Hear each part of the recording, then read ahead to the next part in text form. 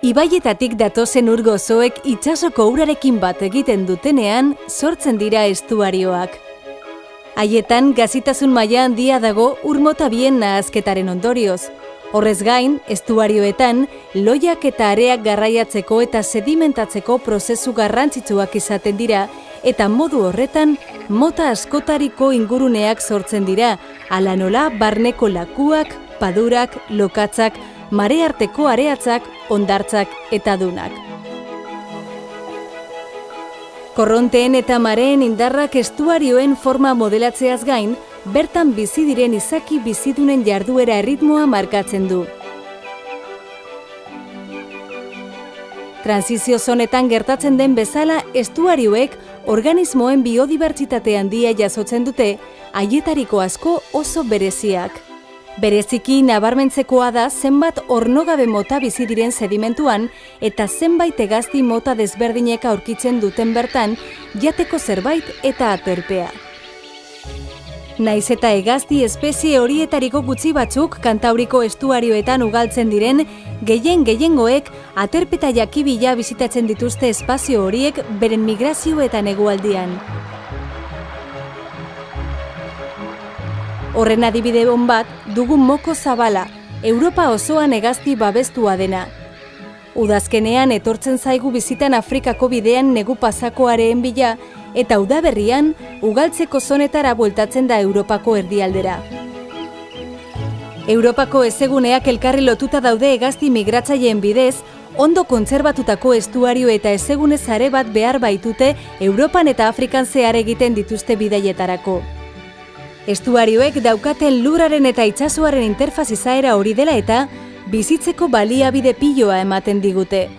Arrantza eta itsaski bilketa, aisialdia eta olgeta, klima leunakoa, uholdeak eta beste ezbehar batzuk moteltzea, karbono bilketa eta urarazketa besteak beste. Horregatik, ia Euskal Autonomia Erkidegoko estuario guztiak babestu dira Natura 2000 sarean, hau da, Natura gune babestuen Europako sare ekologikorik handienean sartuz. Euskadi sareari egiten dion ekarpen nagusia dira Barbadungo eta Urdaibaiko estuarioak Bizkaian eta Oria, Urola eta Txingudiko itsasadarrak Gipuzkoan. Historikoki mundu osoan gizakiaren jarduerak oso eragin handia izan du estuarioetan. Hala, estuarioen zabalera eta balio ekologikoa asko murriztu da, besteak beste, biztanleguneak eta industrialdeak ezartzearen ondorioz, portuak eta errepideak bezalako azpiegiturak egitearen ondorioz, eta nekazaritzan erabiltzeko lurrak okupatzearen ondorioz. Gaur egun, Euskal Autonomia Erkidegoko estuario gehien jatorrizko azaleraren zati bat baino ez da geratzen, eta sistema horiek berezkoen zituzten habitat asko galdu dira.